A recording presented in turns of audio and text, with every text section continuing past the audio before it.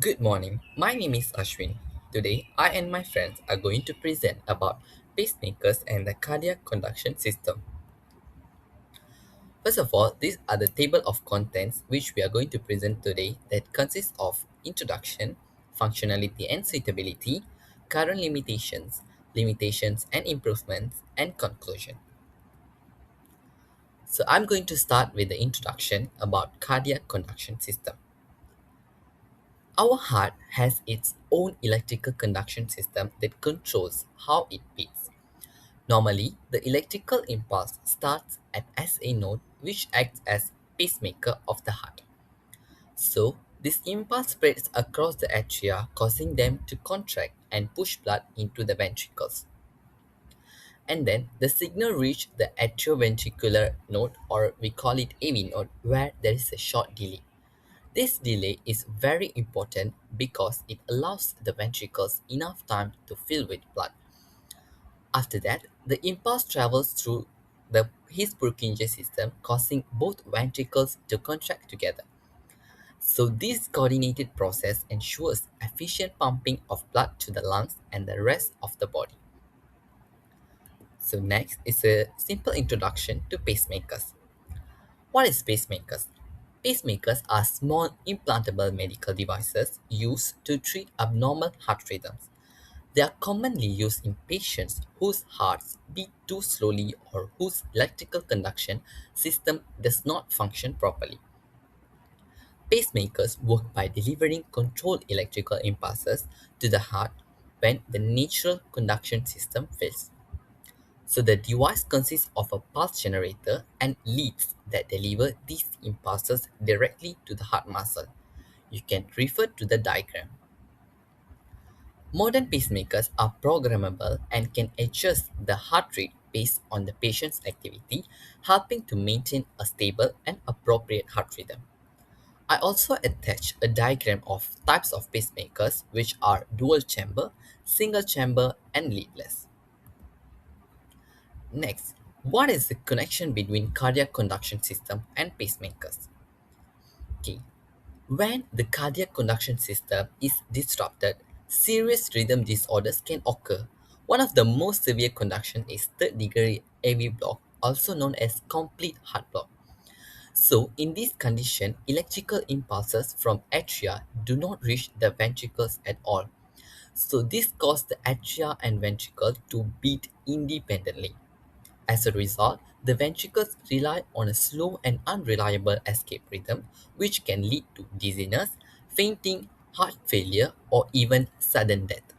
So, the main treatment for symptomatic complete AV block is permanent cardiac pacing. So, dual chamber pacemakers are especially important because they stimulate both atria and ventricles in sequence. This helps to restoring atrioventricular synchrony and closely mimicking normal heart rhythm. Greetings to everyone. I am Liu Tong from Group 1. Today, I would like to talk about the functionality and suitability of dual-chamber pacemakers. Pacemakers are medical devices engineered to regulate abnormal cardiac rhythms by delivering electrical impulses to the heart. Among other cardiac disorders, they are primarily utilized to treat bradycardia caused by sinus node dysfunction or atrioventricular block. Pacemakers may be temporary or permanent, contingent upon the patient's specific requirements and technological advancement. A dual-chamber leadless pacemaker system comprises two percutaneously implanted devices, one in the right atrium and the other in the right ventricle. Leadless dual-chamber systems such as Abbott's Avia-DR employ implant-to-implant communication using conductive signals through blood and myocardium for beat-to-beat AV synchrony without transvenous states. The system delivers electrical impulses directly to the heart muscle to restore the normal heart rhythm. The diagram shown here is the structure of the pacemaker. Each pacemaker is a fully self-contained unit with a fixed helix design, delivered percutaneously via a catheter through the femoral vein to the intended cardiac chamber. Next is the relation of dual-chamber pacemakers to anatomy and physiology.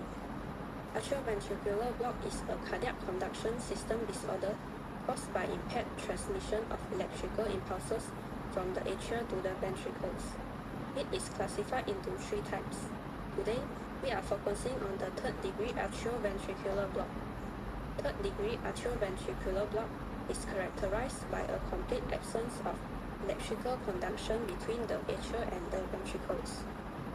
The SA node cannot act to control the heart rate without appropriate conduction through the AV node.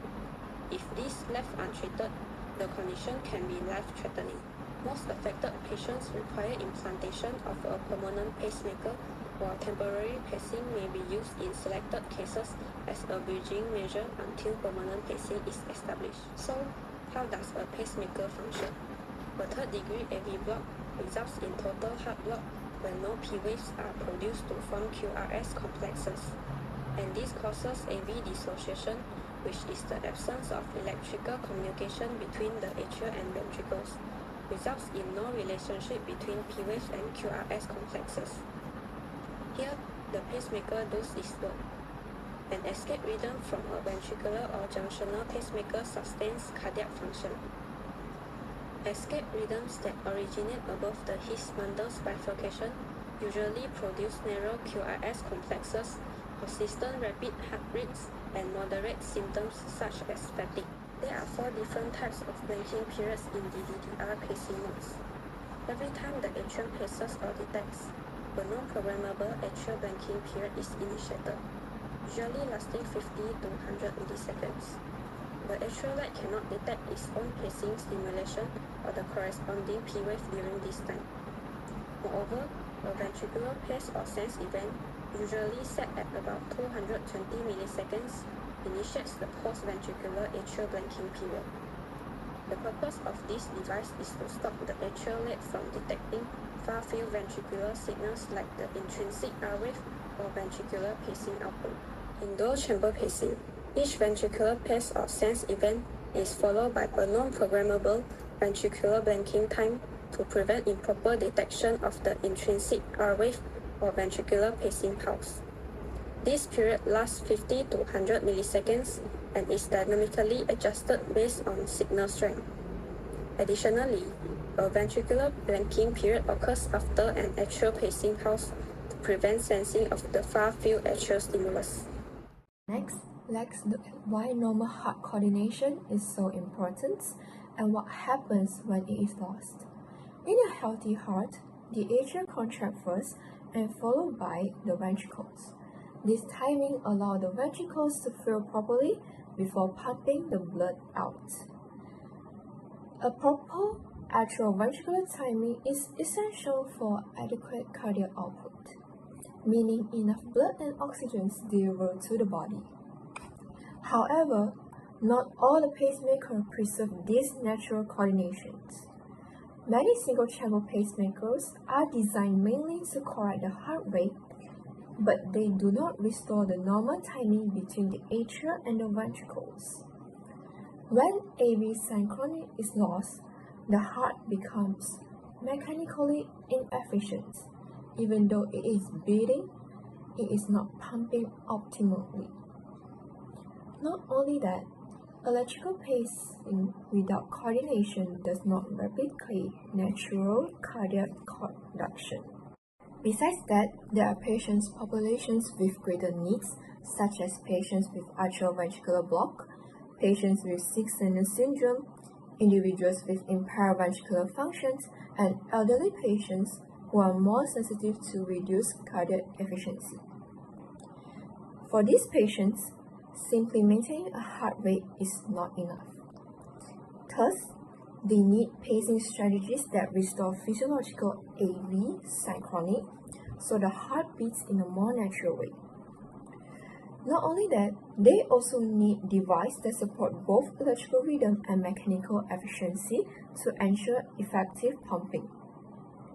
In addition, long-term monitoring of both atrial and ventricular activity is important for adjusting therapy. Most importantly, therapies should align with the heart's anatomy and physiology, rather than just forcing a rhythm. Therefore, these medical needs explain why more advanced pacing technologies are necessary. which leads into the next part of our presentation. Now, let's look at the innovation impact of the modern pacemakers. By maintaining AV synchrony, we significantly reduce long-term complications, specifically lowering the risk of pacing-induced cardiomyopathy and the progression of heart failure. Besides that, it also improves the quality of life and symptoms relief. It improves exercise tolerance and enhances quality of life in patients with atrioventricular block and sick sinus syndrome. It allows patients to return to their active daily routine with confidence. Moreover, innovations also brings intelligence. This device provides continuous monitoring of both atrial and ventricular activity. This enables early detections of atrial fibrillations, conduction delays, and cardiac pauses. Lastly, it also improves the physiological replications of normal cardiac functions. It coordinated pacing of the right atriums and the ventricular, so we ensure that atrial contractions always precedes ventricular contractions. This optimizes ventricular filling, stroke volume, and total cardiac output, which effectively mimicking the heart's natural and health performance. So now let's talk a bit about the limitations and improvement. First, the limitations.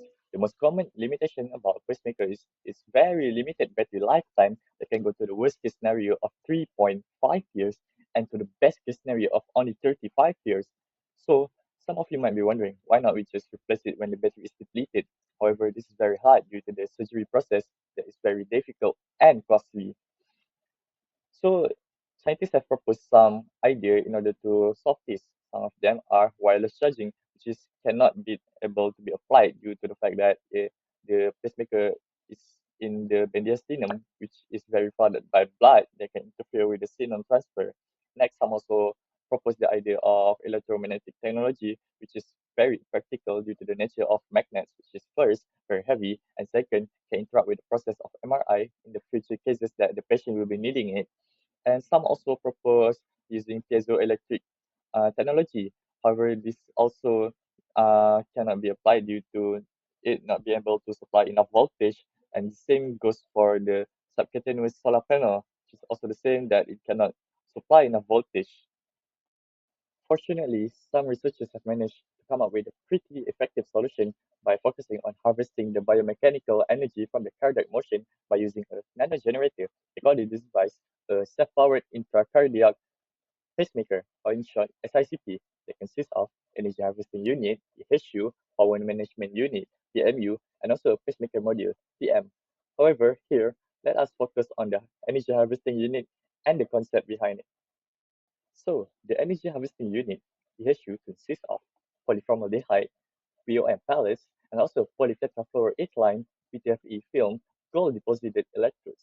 So the process on how this works is you can see in the bottom right diagram here is when the heart beats, the POM pellets move back and forth between the two electrodes as you can see over here. And next, when the POE pellet moving, it will also induce a charges on the PTFE film surface. And the charges are what gonna produce the current in the loops. And this process will always keep repeating due to the fact that the heart is always beating. And this current, this electricity will soon be supplied to the PMU and also the PM. So that's the mechanics on how the beating of the heart can be utilized in order to generate electricity for the pacemaker.